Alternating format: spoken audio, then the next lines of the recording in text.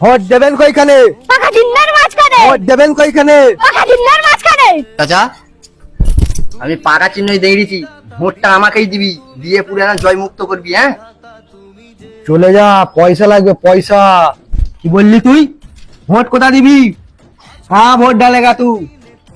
बता कहाँ वोट डालेगा? चाचा मजा मजाक बात नहीं समझते चाचा। चाचा छोड़ दीजिए चाचा, छोड़ इसको, छोड़ दीजिए चाचा, मजाक था यार, मजाक था। ভোট মাংনে আয়া নেতাজি, এরকম ভোট চাইলে আমাদের হবে না।